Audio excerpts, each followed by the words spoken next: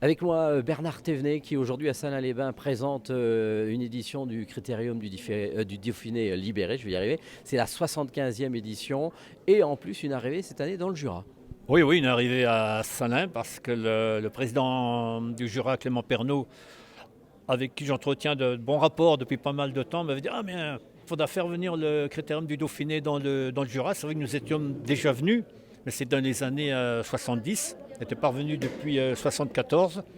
Et cette année, il y avait une opportunité pour revenir.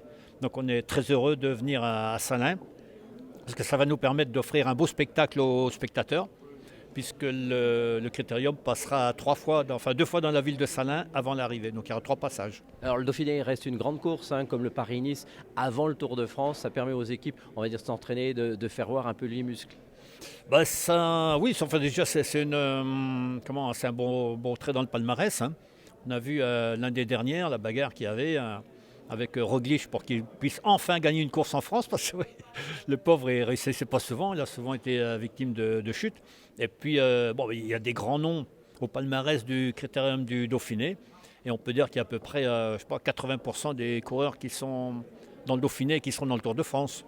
Donc pour les gens qui viennent voir passer le Critérium, c'est un petit peu, une large partie du Tour de France qui passe devant eux. Alors on est toujours pas loin de votre région, la Saône-et-Loire, de Paray-le-Monial, tout ça. Vous êtes toujours dans le coin quelque part, souvent. Oui, j'aime bien évidemment, j'aime bien ramener le Critérium du Dauphiné en Saône-et-Loire aussi, parce qu'avant, dans les années 70, il y avait le journal Le Dauphiné libéré paraissait en Saône-et-Loire. Donc il y avait des étapes du Critérium en Saône-et-Loire. Et maintenant on est peut-être un peu plus sur la région Rhône-Alpes, mais j'aime quand même bien revenir parce que la Saône-et-Loire comme le Jura d'ailleurs sont des départements qui aiment beaucoup le vélo. On l'a vu, il y a beaucoup de